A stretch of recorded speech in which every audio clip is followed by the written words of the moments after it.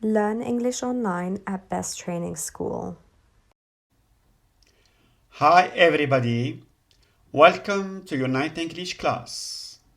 I think everybody is ready. Alright, let's start. Today in this video, we'll talk about simple past versus present perfect. There are two opponent tenses. First of all, we'll talk about the form of the simple past.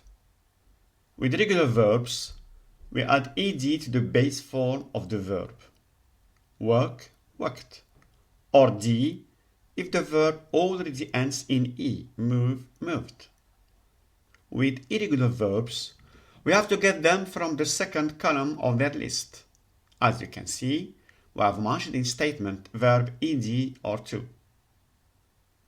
In question and negation form, we use the base form of the verb, so we don't need to be worried if the verb is regular or not.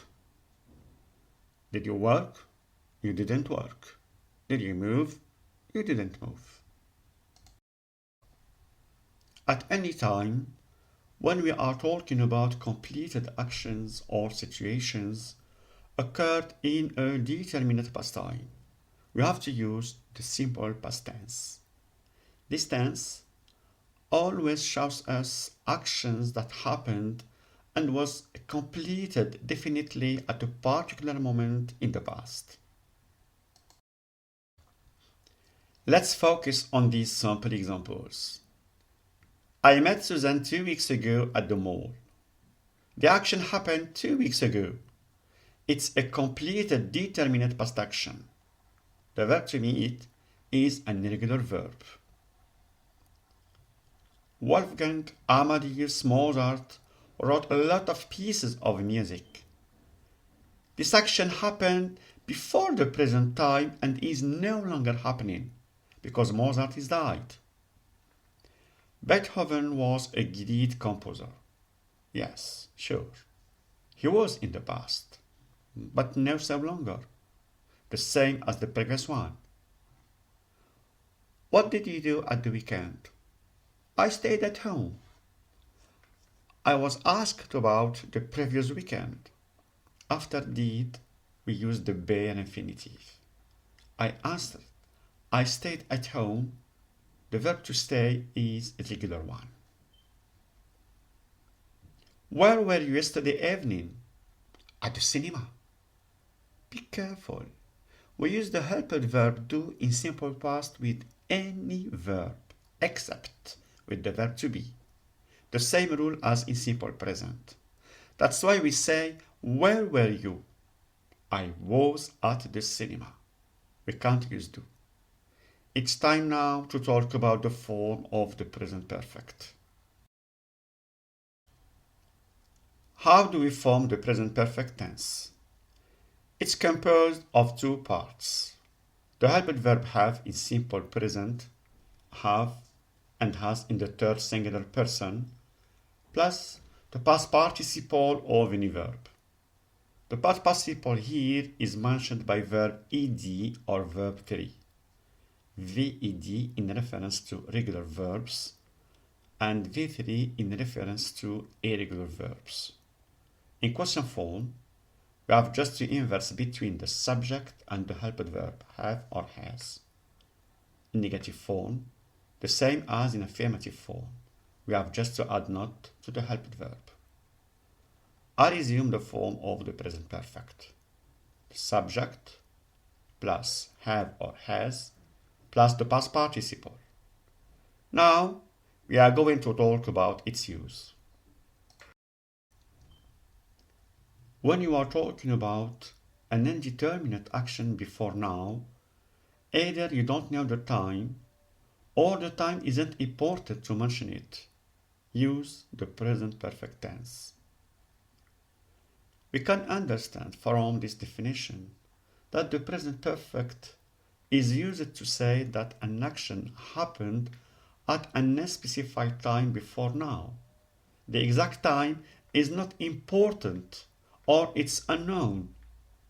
If you want to precise the exact time of the action, we must use the simple past.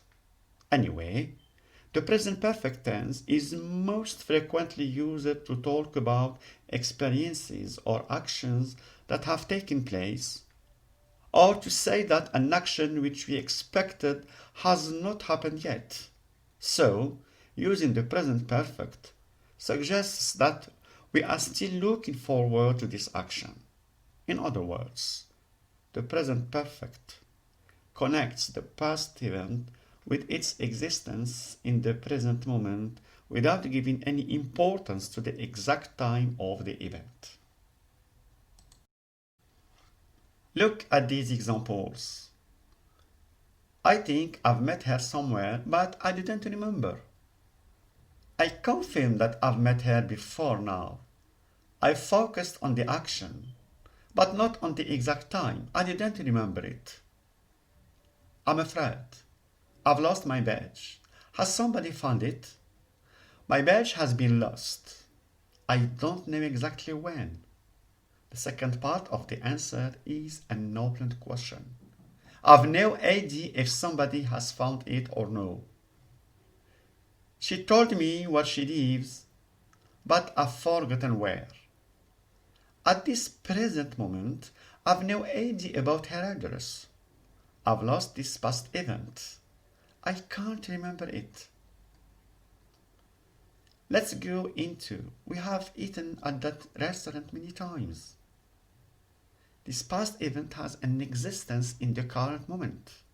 It means that we know this restaurant. But it isn't important to mention the time we ate there. Where is Mary? She hasn't arrived yet. It's an expected action that hasn't taken place yet. Let's illustrate this comparison with the following examples. I'm anxious. Yesterday I lost my credit card. I've lost my credit card. Can I pay cash, please? We have used the simple past in the first example because we have a time signal, yesterday. In the second one, we are not interested in the time. It's just an information. Did you see the film last night? In my question, I precise the last night. In that way, we have to use the simple past. Have you seen the film Speed? I'm talking about a specific film entitled Speed without pointing out any time. When did you finish your work? I finished at 5 p.m. Through my question, I need to be told the exact time. Have you finished your work? Yes, I've just finished. Here, I want just to know if the person has finished or not yet. I'm not interested in the time at all. We'll learn more about the simple past and the present perfect in the next videos. Now, we'll study some keywords concerning those two tenses. All keywords in simple past refer to a time before now, as yesterday, last month. Usually and always refer to a past habit.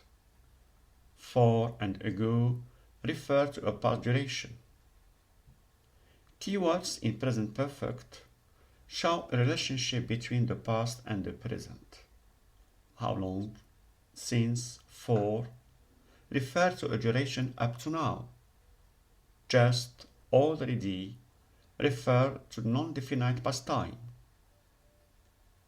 We use never in simple past to mean that the event can't take place anymore. And we use never in present perfect to mean that the event hasn't taken place yet, but it's possible to happen later. That's all for today. Thank you for attending the lesson. See you next class. Try to be on time. Goodbye.